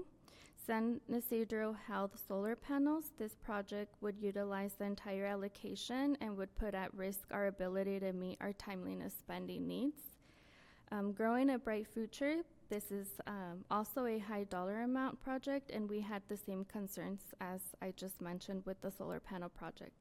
Additionally, but not also related to timeliness spending, the timeline for this project was more than a year. Code enforcement and graffiti, due to the HUD regulations put on both of these projects, it is very challenging to run a compliant program. Funding these activities run risk of prompting audits that could result in findings of supplanting funds. As an alternative method to accomplishing the same goal, Neighborhood Services staff will be expanding the neighborhood cleanup project to provide additional need sweeps throughout the year. NEAT stands for Neighborhood Enhancement Awareness and Training and is basically a proactive approach to code compliance. Furthermore, with the minor home repair program, we can assist residents with resolution of their violations. Graffiti service levels will remain the same. Employees' service costs will be moved to the general fund. And for code, staff levels will initially be covered by the general fund, but may not be a sustainable option. This would affect 2 part-time staff. Okay, now we'll get into our home program. In the current comp plan, the city has identified 2 home priorities. First, to create and preserve affordable rental housing, and the second, to conserve and expand affordable home ownership opportunities. The Home Investment Program is the largest federal block grant program for affordable housing and can be used for rental and home buying housing development, home buyer assistance, homeowner rehabilitation assistance, or tenant-based rate rental assistance. This is a breakdown of the home funding for fiscal year 24-25. 10% of the allocation will be used to fund our administrative costs. The remaining 90% will be used for affordable housing development. Of that 90%, 15 must go to a CHODO, or a community housing development organization, which is a nonprofit organization that develops affordable housing.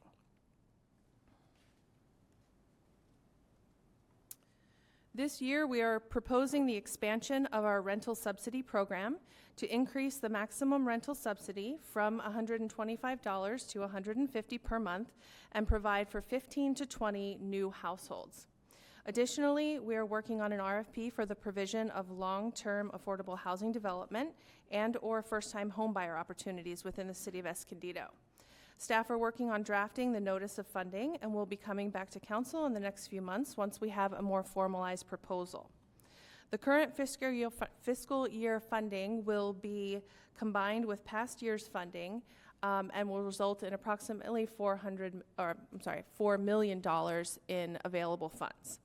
We envision this RFP being structured similarly to past RFPs, where we have funded both housing development and first-time homebuyer opportunities. So, for example, we funded Habitat for Humanity $1 million, and 10 homeowners got a $100,000 first-time homebuyer grant loan. And then we also funded Escondido senior housing, the new one over on Ivy, and that was a $4 million grant for an affordable housing development. So we anticipate breaking the funding up somewhat like that, but if you have a preference, we would love to hear what that is when we open it up for questions. May I ask a quick question? Sure. These funds that we're talking about right now, they're specifically allocated for this type of a use, and they do not blend into the other categories that we discussed earlier, which would be capital applications or public service applications. This is completely separate. In other words, they can't be switched around. Correct? That's correct. Okay, These funds have to be used for the implementation of affordable housing in some manner. Okay. Mm-hmm. Thank you. So here we have our next steps. If approved, we'll submit the annual action plan to HUD by August 16th, next Friday. We'll conduct the environmental reviews as necessary on the approved projects. We'll execute our subrecipient contracts in September of 2024, and then we will get to spending that money. Again, our recommendation is approval of Resolution 2024-110, approving the CDBG and home allocations, and approving the one-year action plan to be submitted to HUD. That concludes our presentation, and we are open to questions. Thank you so much for the presentation and for your time. Do we have public comments on the item? Yes, we do. We have 2 that were submitted online in support of this Boost program, and then 3 in person. First is Rick Paul.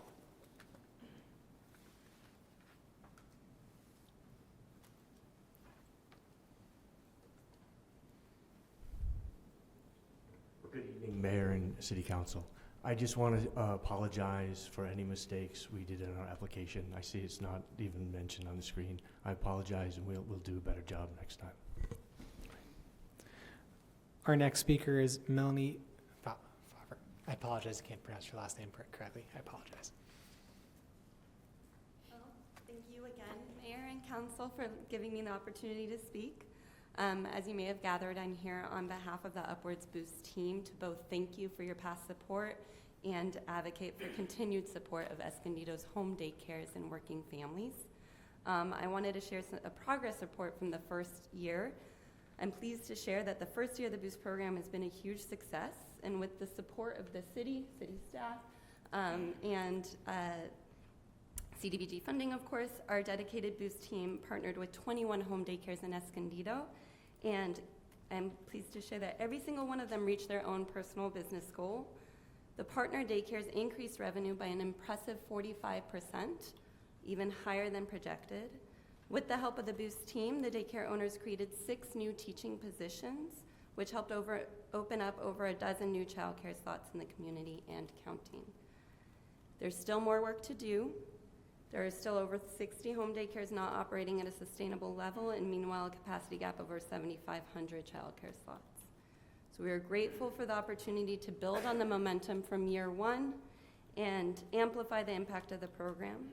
With your support, we have the potential to bolster 40 more daycares, create a dozen new teaching assistant positions, and help serve hundreds more working families in Escondido. Our 12-month Boost program empowers child care providers to sustain their businesses long-term. Our model is built on the philosophy of teaching a woman to fish, equipping providers with the skills and resources to thrive on their own. This ensures financial sustainability and continued support for both providers and families beyond the grant period. But we can't do it alone. With your support, the Boost expansion will make a meaningful difference for families in Escondido, ensuring children get quality care and parents get to work. This investment is a commitment to our community's future well-being and prosperity. Thank you for considering the critical need in Escondido and for supporting the vital daycare providers who dedicate their lives to our children and shaping the future generation. Emerald and I would be happy to answer any questions after the meeting. Thank you again. I have a question. Sure. Is this a profit or not-profit organization? The Boost program is a non-revenue generating program. Upwards is a for-profit, but the Boost program is a non-generating. So Upwards is a for-profit. However, the Boost program is not. Okay, so the applicant is We Care Incorporated DBA Upwards. Yes. So that's the applicant? Yes. Okay, so Boost is a... We are on the government division of Upwards, and we run community child care programs that are also economic. Not-for-profit or non-profit? The program's not-for-profit. Not-for-profit, but And not a that's non-profit? how we're separate from the public service applicants, which are nonprofits, and this would be through economic development program. Okay, not-for-profit, not non-profit. Just wanted to verify. Right. Yes, correct. Okay. Although the daycares are increasing their profit, that's the goal of the program. Thank you. My pleasure. Our next speaker is Emerald Carroll.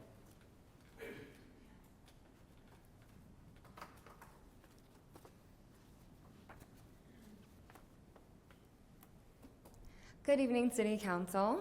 My name is Emerald Carroll. I'm the Community Outreach Manager at Upwards. I'm delighted and honored to be here tonight and speak on behalf of Upwards. We are a child care solutions company committed to enhancing the quality of early childhood education and supporting child care providers in the community. Today, I'm excited to advocate for the continued funding of the Boost program in Escondido. Boost is a vital initiative aimed at uplifting local child care providers, increasing the number of available child care slots, and bolstering the early education sector. This is not just a technology software. Boost is a full-service operational support tool to local child care businesses in Escondido. And note, these small businesses are 90% women-owned and 80% minority-owned. Boost offers an array of business assistance services tailored specifically to the unique needs of in-home daycare providers, including assessing and identifying each provider's strengths and areas for improvement, helping providers optimize their enrollments, assisting providers in the hiring process of teaching assistants, providing templates and tools for better business practices, reviewing licensing status and health safety practices, analyzing financial performance and offering strategies to increase revenues and control expenses, and many more already locally proven efforts to help childcare providers stay open and serve working families in Escondido. Upwards is already present and active in Escondido as a dedicated partner to 21 family childcare homes, which are the workforce behind the workforce, ensuring that these tiny but mighty micro-enterprises are stable, succeeding, and even growing only contributes mirrored effects to the local workforce and economy. Some Boost program participants wanted to be here but couldn't join us tonight due to prior engagements. Instead, I'll share a testimonial from one participant, Denise Montiel from Escondido, to highlight the program's positive impact on her day-to-day operations. As a small business owner and daycare provider, I have benefited from being part of the Upwards Boost program. The staff is frequently reaching out to check how they can assist me with my daycare program. It definitely brings me peace of mind to know that there is someone I can reach anytime if I'm in need of help. I love their advertising platform. This is just one small example of the big impact Boost is currently making for these hardworking early childhood educators. Let's continue forward together to support these much-needed service providers in innovative ways that not only stabilize their small businesses, but keep parents in the workforce and give children the strong foundation that they need for a successful life. Thank you for your time and consideration. Thank you. No further public comment on this item. Okay, thank you both. I know that this is a tremendous amount of work for you, and I genuinely appreciate the work that you've put into this.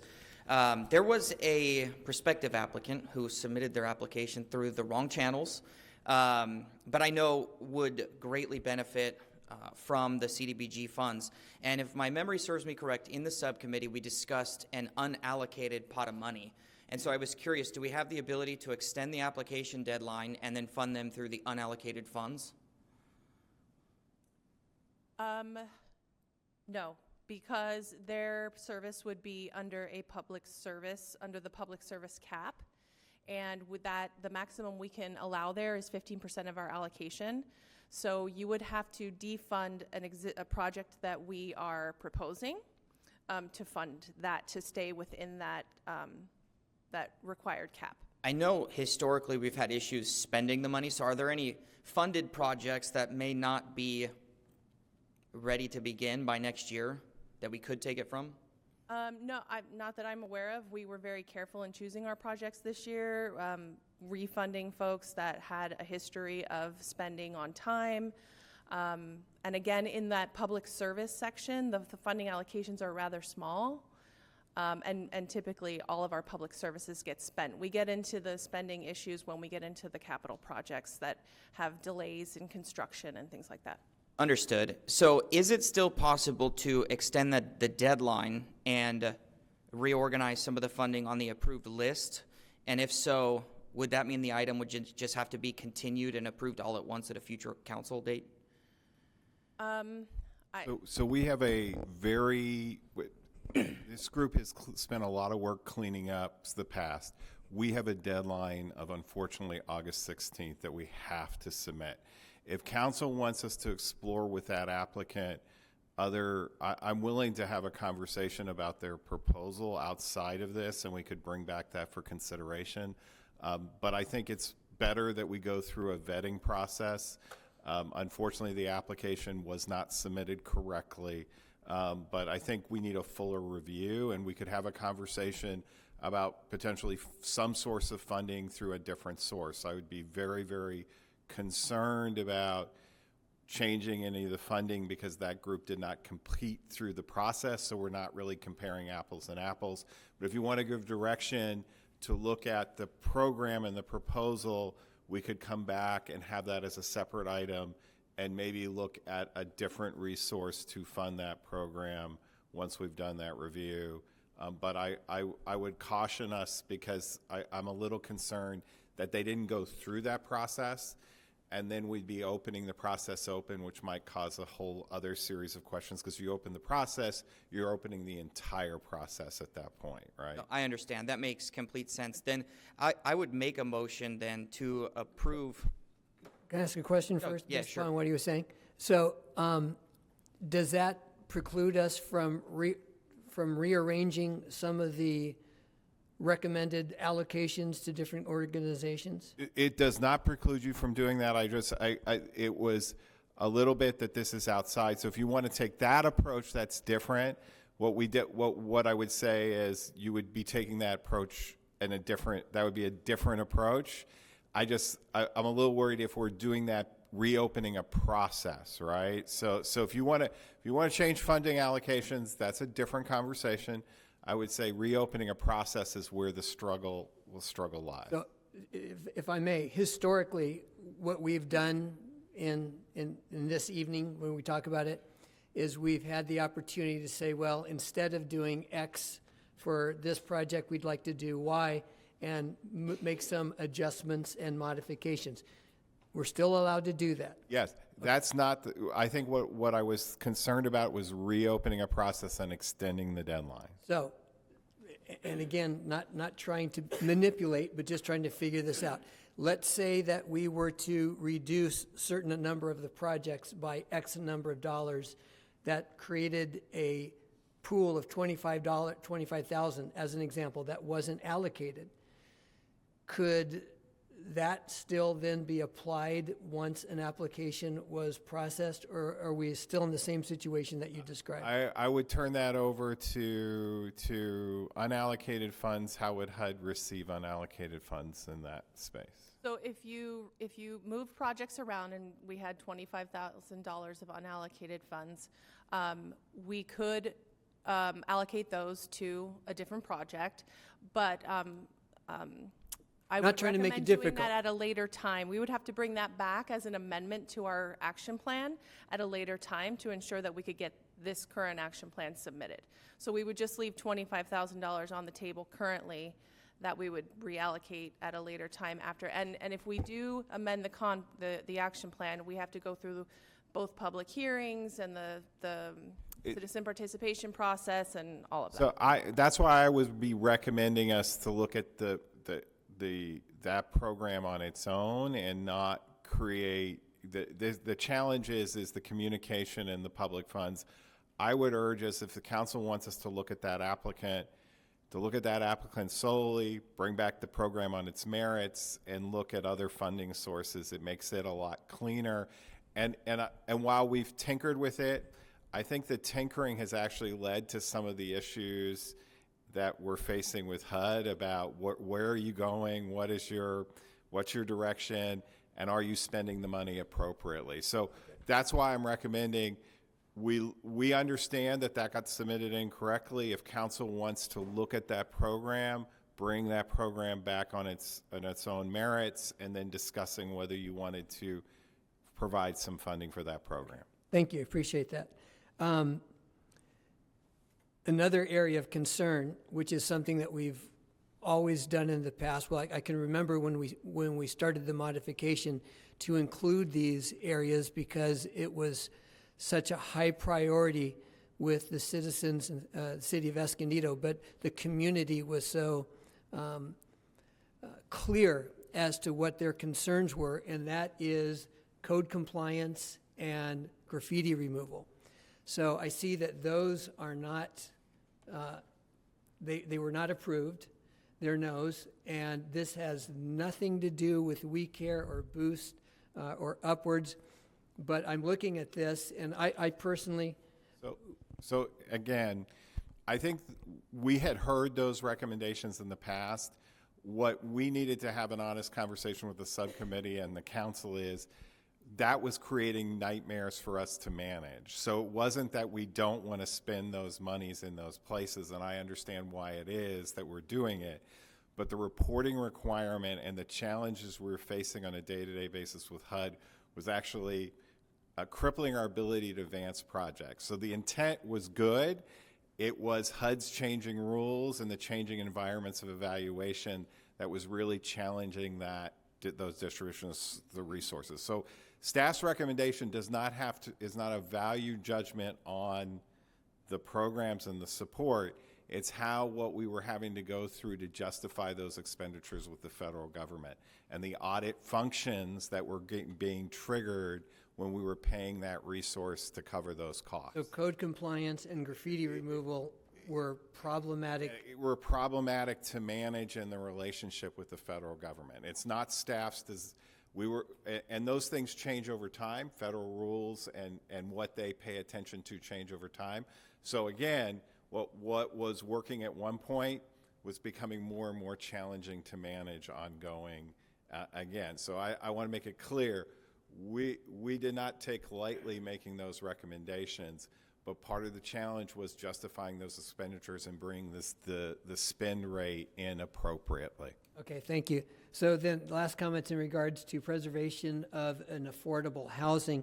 You had mentioned $4 million that went to the project here in Escondido for senior housing. And one of the concerns that I have is that $4 million went to house individuals, and out of all those units, only 4 of them were individuals from the city of Escondido. That's a problem for me. So when we're talking about doing this type of allocation for first-time home buyers and things along those lines, I want to know what ability we have to restrict those funds for utilization for citizens or people from the city of Escondido and not from other areas, so that our people are actually benefiting from that. And I want to assure you that message has been delivered to staff by the members of the subcommittee. So that is one of the changes that we're looking at. How do we ensure that the money is to address, as best we can within the requirements, Escondidans benefit from that. And since I have the opportunity, so the first time I've heard that $100,000 went to 10 different homeowners via Habitat for Humanity. So one of the concerns I've had for many, many years has been back when we were allocating $25,000 for new homeowners, there was always that percentage of individuals who never were able to make good on the repayment of the loan, and they were written off year after year after year after year. I've never heard of us doing $100,000 for 10 different homeowners before. And to me, that's, obviously it's 4 times greater than what we were doing in the past, and that's 4 times greater the chance that we could potentially not get paid back for those loans. So that concerns me, that we're talking about $100,000 for first-time homeowners, and we don't have any guarantees in regards to how those loans are repaid. So I'm just concerned. I'm just expressing my concerns about the things that you spoke about, the $4 million going for housing that the citizens of Escondido got minimal benefit from, and I have no idea who the folks were that were able to benefit from $100,000 first-time homeowner purchases. Were they citizens of Escondido? Did they come from outside the area? Were they the first ones to get in line, and they could have come from anywhere? I want to make sure that everything is being allocated appropriately for those who live in the city of Escondido to take advantage. So we did hear this concern, and as developers have been approaching us, which several have, and talking to us about, potential developments throughout Escondido, we have brought that up to them, that is something that we would want written into their contract, that within the law of fair housing, as much as we could possibly give preference to Escondido residents, that it be written in their agreement that they do that. Everyone that we've talked to so far was agreeable. We can also, again, within that law, we can ask them they will provide us that information. So we could always report back to you at any time if you wanted to get an update. Yeah, thank you, appreciate that. And again, this is not questioning your professionalism or your job, but how was it decided to go from what we used to do, $25,000 to $100,000? So the $25,000 program still exists. That's our first-time home buyer through the Neighborhood Services Program. The $100,000 projects was an affordable housing NOFA or notice of funding that went out to developers, and they just we got several proposals back, some for first-time loans and some for development, and that was what Habitat had provided to us. So that was a one-time situation. The $25,000 first-time home buyer program through Neighborhood Services still exists. Okay, thank you. Appreciate your answers.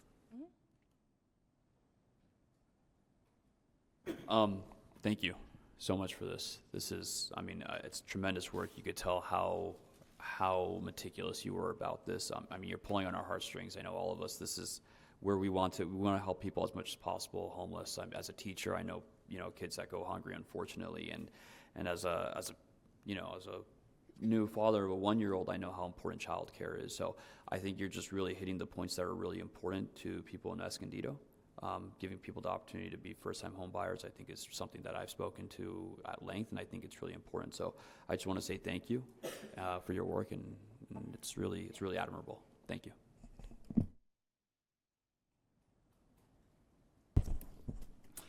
So I have a few questions. And a comment. I want to thank you for increasing from 125 to 150 on that per month. The reality is that this is a form of prevention because we all know very well that the silver tsunami is hitting. And as I volunteer on a regular basis with the senior program for meals that we have on a daily basis during the week, but I come out once a month. I do hear from the seniors on a regular basis their concerns. So I want to thank you for that. I was wondering if we can, or I'd like for us to increase that to $200 a month and a $50,000 increase, to $50,000, another $26,000. Where could that come from, the $492,000? Yes, that's exactly where it would come from. Okay, so I would like to mention that to my colleagues and to see if we could have a discussion about that and then come to an agreement either one way or the other. That's. Could you explain that? Yeah, could you explain that one more time? Yeah, so what I'd like to do is if we can increase the amount, the allocation from $24,000 up to $50,000, increasing another $26,000, $200 a month would allow us to be able to help 20 households. And the reason for that is that this is a major prevention to help our seniors not fall into homelessness. So that is a very basic way of looking at it. So did I explain myself? Yes. Okay. Then the other is how much is currently the amount of allocation for this $25,000 first-time homebuyer program? Well, it's actually through our Housing Successor Agency funding that we have, so there isn't really, it's not budgeted the same way that these funds are. So the balance in that account, I think, is millions of dollars. It's for support of our department and for support of housing development. So I don't think there's necessarily a cap on that. How many people have applied for that? Recently, not many, because the cost of housing right now is so high. The $25,000 grant or loan, that we provide is not sufficient to assist. Also, HUD has a maximum housing cost amount, which right now is about like $676 or something like that. And a lot of housing is above that. So we're kind of waiting on HUD to reassess that program so that we can start offering that again. Okay, and the reason I ask is because I have been working with people in the real estate industry, and they're not even aware of a program that the city of Escondido has, and that may be the impact. Why is it that we're not receiving any applications? Being that we do have I was under the impression that we only had a few $100,000, that we could only approve one or two of them a year. But if we have a considerable amount of money, I think that we should go out, because these real estate professionals have been telling me $10,000, $20,000 can make a difference to for homeowners to be able to qualify or to be able to pay certain expenses that they have. So I think that there may not be a need to see if we could allocate any funds from here to there if there's that amount of money, but I definitely think then that we need to be able to inform those that are working in that industry and to clarify any requirements, rules, whatever that needs to be done in order to be able to make this available to our residents here in Escondido, because I think this is absolutely important. Thank you for clarifying the issue what Councilmember Marasco had regarding the $100,000 and the 25. That was unclear to me, so now I understand completely, or I understand better how that works, and I appreciate that. Regarding one of the comments that my colleague, Councilmember Marasco, mentioned was a concern that I had during the subcommittee discussions regarding both if there was a decrease in service because of the decrease of funding for both graffiti and code compliance. And the answer I received, Councilmember, was that there wouldn't be any decrease in service for both graffiti removal or code compliance, which made me feel much better, because that was a concern that I also had and voiced during the subcommittee meeting.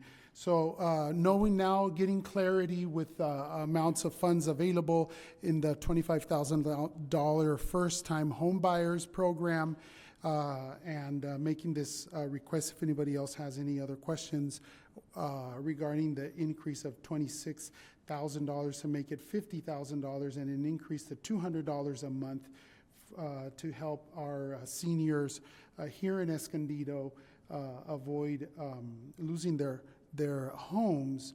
I would be happy to answer any other questions. Otherwise, I would make a sub-motion or...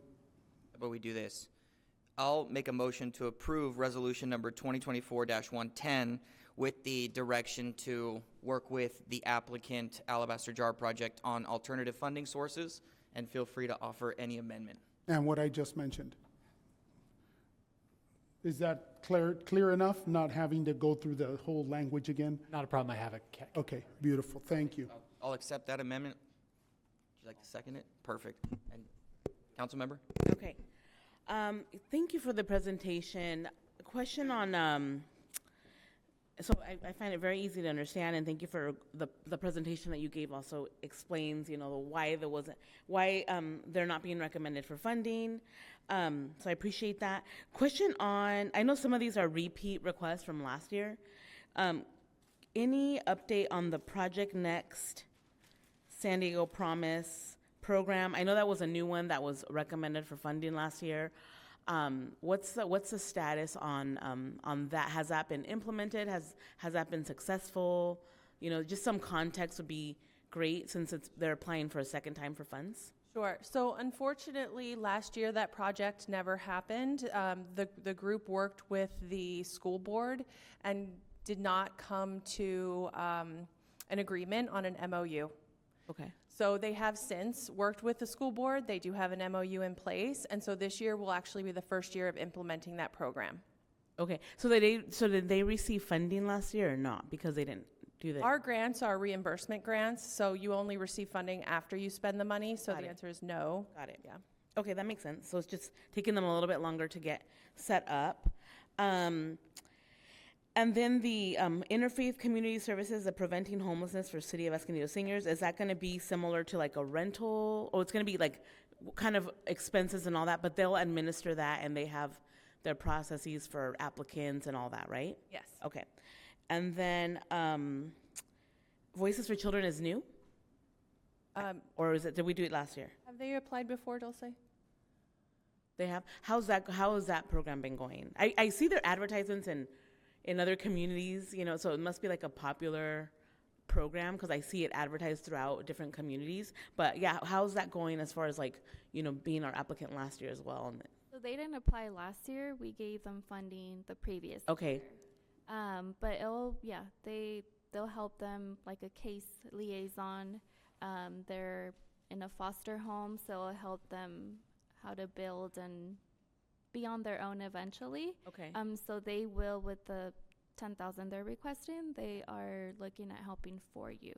Okay. And in the past, they've been timely and submitted their stuff for reimbursement, and they're showing that they're having an impact. And, okay, great.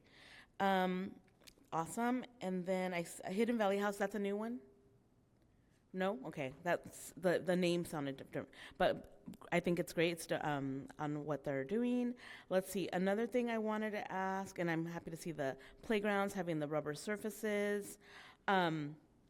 So on this, and I do support the more giving, now going to the home allocations, I do support having more money for rental subsidies. I feel like that's a really great thing, a quick way. So a lot of times I get calls from renters who are looking for new places to live, looking for rooms to rent, falling behind on their rents. And so I think having quick access to funds would be great. Would this program be administered through staff? Who would administer these funds so that seniors could call and get that and get the rental subsidies? The rental assistance, yes, that'd be administered by the neighborhood services staff. Okay. Have we done something like that before? We do. Okay, good. We currently assist 19 residents. Okay, good. So you're set up for that. It works. Okay, awesome. And I would just say for the materials to be bilingual, and I'm sure you put that in the senior newsletter. Okay, so yeah, I feel like I'm fine with what's being recommended. I'm fine with increasing the amount to 50,000 to increase the number of seniors that we serve. And then just on the note on the first-time buyer program, I know that program has not been utilized in the past, and I understand why. So I would just say I would love to explore kind of improving that in its own, so that it is used, or that we find another way to help future homeowners, because just not having it used since the entire time that I've been here and before just seems like, a wasted resource. Okay, and then just clarification on the motion, Mayor. So, because from what I understand, we're kind of treating that separately than the applicant that you're looking to reconsider. Is that gonna? I just want to make sure that's a separate thing, right? Like, I believe the motion. I can reread the motion. Yeah, I want to understand what that means. Yeah, so motion to approve resolution number 2024-110, explore alternative funding for the Alabaster Char project, increase the allocation from 24,000 to 50,000 for the rental subsidy program, and increase the amount provided to recipients in the rental subsidy program from $150 to $200 per month. Okay, so by saying that you look for different funding, are you already saying that it's designated for that organization? Like you're wanting to fund that organization? I want to, but it just means that staff would explore alternative funding mechanisms and then bring it back to council. Okay, so we still have to, so it's just not using these funds, right, because of the rules and limitations that have been mentioned, and then that would require a different discussion, and it would still require council approval at that time. All right, I will go ahead and support, and thank you for your work. Please open the voting. Voting is open. Motion approved, 5-0. Moving on to, thank you both for your time and for your all the work you put into that. Item 13 is the 2023 General Plan Annual Progress Report.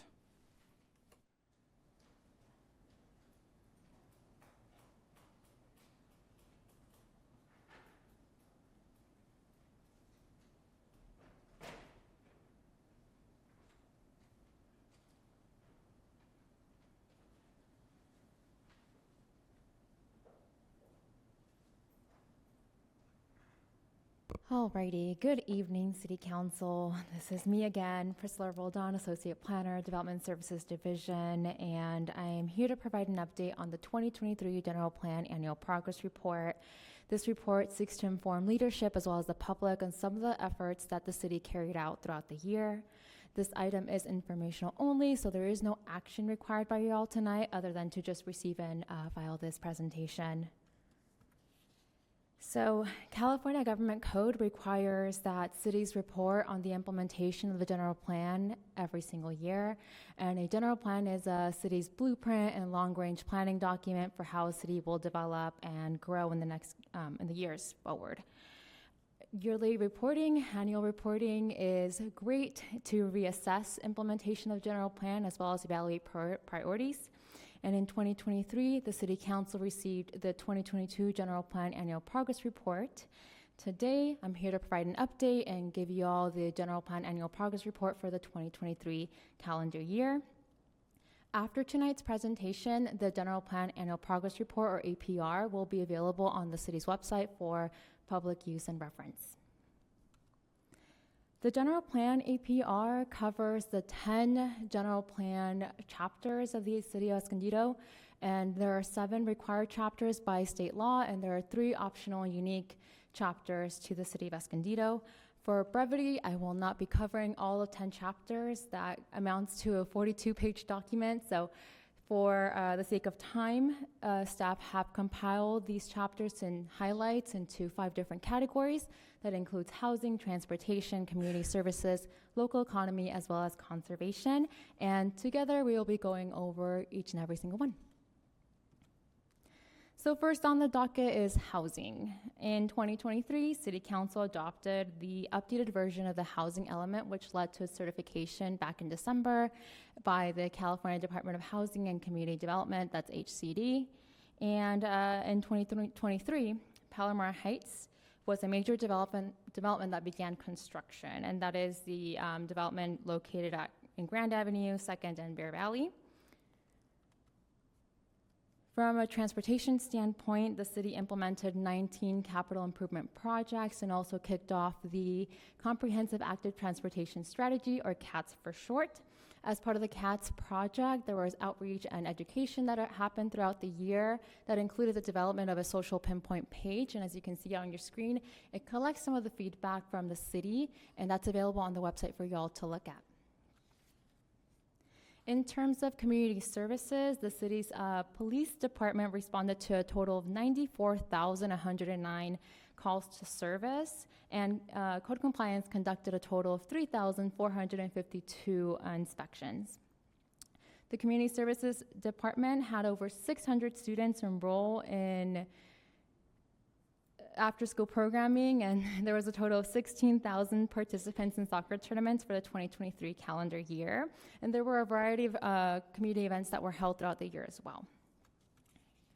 From a local economy perspective, the city adopted the Comprehensive Economic Development Strategy, or CEDS, back in June 17th of 2023. This document takes a look at the city's economic data and outlines a 5-year action plan in order to better position the city's local economy.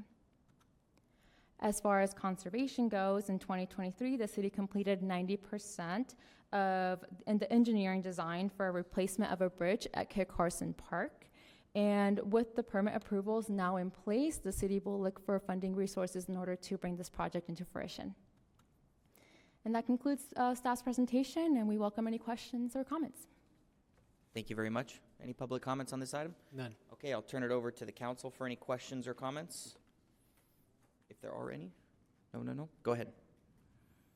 I just think it's a great presentation, and I appreciate the report. I'm a visual person, so I really just love, how this was compiled, and so thank you for the information. I will reference it regularly and share the information with my constituents. Okay. No. Thank you very much. Thank you very much. Appreciate it. Moving on, item 14 has been continued to a future date. Does anybody have anything they'd like to add to a future agenda?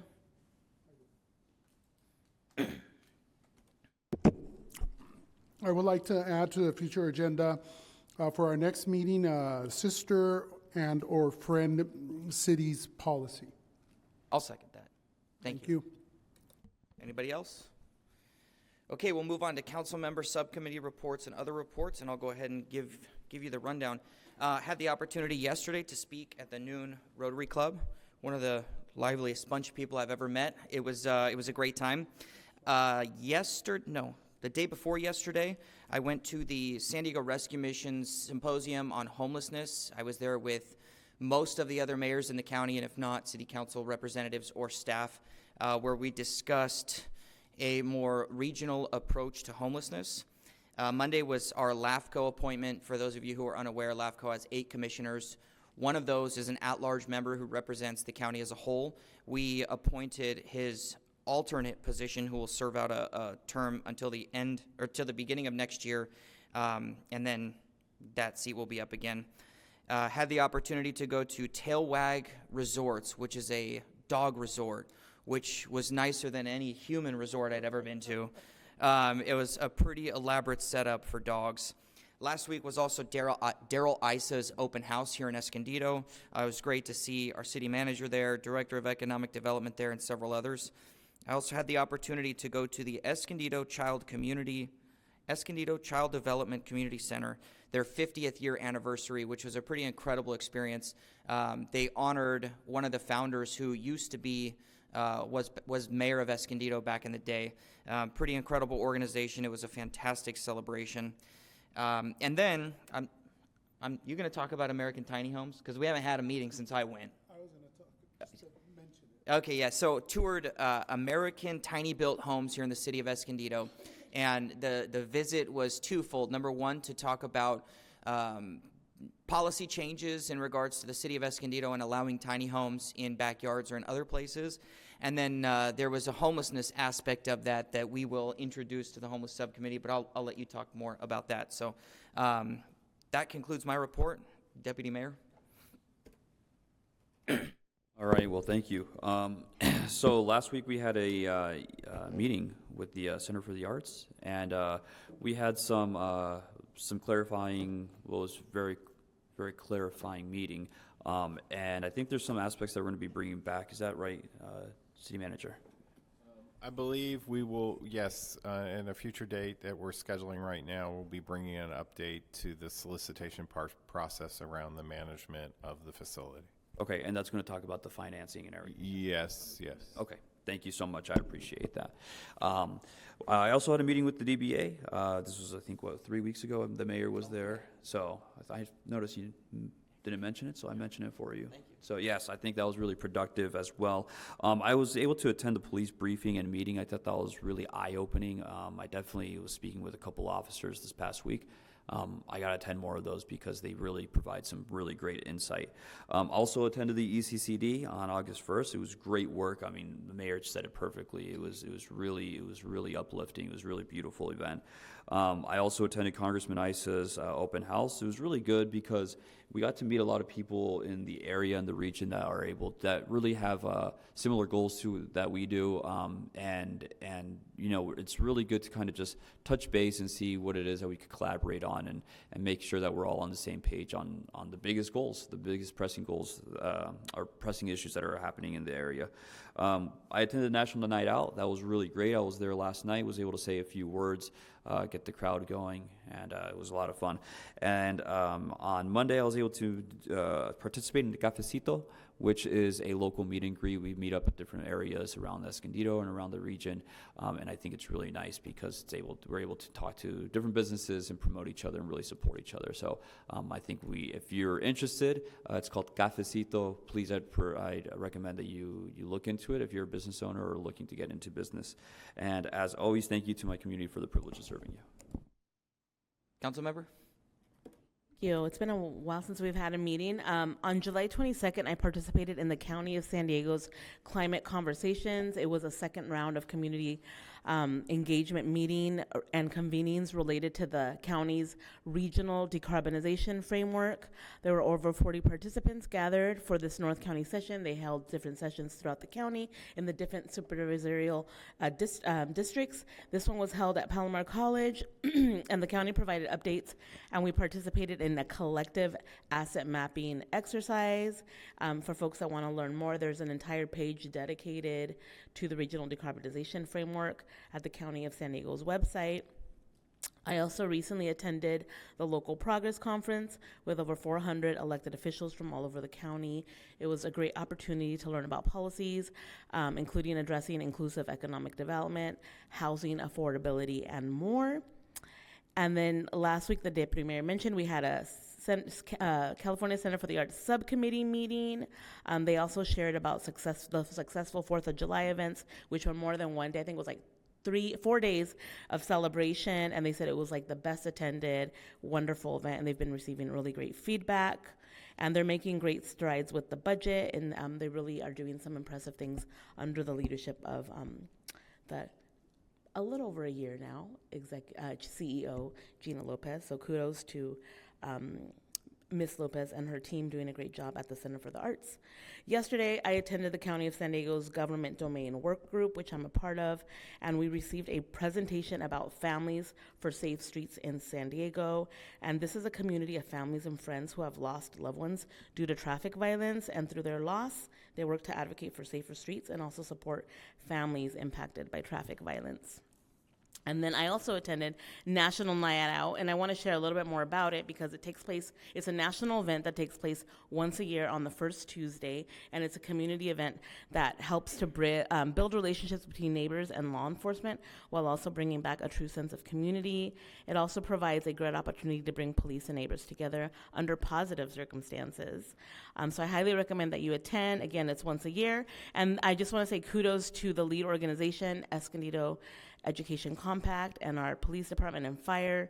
They held the event at Grape Day Park, which was a much bigger location. It was cooler with the shade of the trees and the grass, and I'm just really impressed. They had, they're estimating about 550 to 600 people attend. They gave out 750 hot dogs. Over 600 cooling towels were distributed to our community. They gave out 50 prizes. 95 kids participated in the bike rodeo, and there was over 41 tables of community partners. So it's the largest National Night Out event in the entire North County. So really proud of them and happy to have supported that event and attended. That's all I have for now. Thank you. Sir. Right. So I have a few things. I also attended the ECCDC Escondido Community Child Development Center 50th anniversary. Awesome event. Don't need to say any more about that. I also attended the ribbon cutting for Tail Wag Resort, and I happen to agree with the mayor that resort is much nicer than I would have expected, and it was really nice to see the dogs enjoying the pool that they have for themselves. Right after that, had another ribbon cutting MB Beauty Lab here on off of Grand and Juniper. It was an absolutely incredible event. They had all kinds of food and available and Mexican bread, and they had folklore dancers. I mean, it was just an incredible event. Great place, great employees, great addition to our downtown. Also attended the open house for Congressmember Isa's office. It was great to see a lot of friends and have positive conversations regarding what we can do together to improve our communities. I had the privilege to attend the mayor's symposium with the mayor on homelessness, and just an opportunity to be able to hear what are some of the regional issues and what are some of the proposed solutions. Tuesday, I also had the opportunity to attend the Biotechnology 101, which is understanding the industry as policymakers and stewards. It was a great opportunity to be able to be out there in Jenna Lab, I believe it was called, and learn about this industry. I had a tour of the tiny homes, a company here in Escondido, and as we chatted about how they apply, how they work with their tiny homes, how they design, how they meet the needs of their customers, some discussions have begun to develop of what are the viability for usage of tiny homes to help with our homelessness challenges here in our community. So that is something that we'd like to discuss, or we will be discussing in the homelessness ad hoc committee. In addition to that, I also attended the National Night Out. For me, couple of the best things. Hot dogs, always very good. Enjoyed it very much. Even took a picture of my hot dog before I ate it. Then the police dance-off. I mean, that is always so much fun to see the kids and the police going at it. I don't know if I'll ever say the police won, but I think the kids always have an incredible time. I also attended on Saturday the Somos Una event for the Mana North County San Diego, which is a national organization with county here with a chapter here in North County of support for Latino young ladies throughout our community. And Saturday, it'll be the basketball game between the basketball game between the police officers and our PAL teams. And they are tied, I believe, 6-6. And so this year, it will be a tie-ending game. Let's see who wins. I've been hearing on both ends, yes, we're going to win, and on both ends, maybe we may lose. So we'll see how it goes on Saturday. That's the end of my report. Thank you. I'll try to make it really quick. Just spent a lot of time, a variety of different meetings with different association union reps, with different local service group leaderships, constituents, development proponents, National Night Out, National Day Out, National Night Out, whichever most attended. It was fantastic. You already mentioned PAL. The other thing that's happening, I believe, Saturday morning is Habitat for Humanity home dedication on Saturday morning at 10 o'clock, followed by the PAL activity basketball game at 11 o'clock, and the 8 o'clock Escondido Street Stewards Day. So a lot going on Saturday morning. That's it, Mayor. City Manager? Nothing to report. Fantastic. Any other public comments? All right, this meeting is adjourned.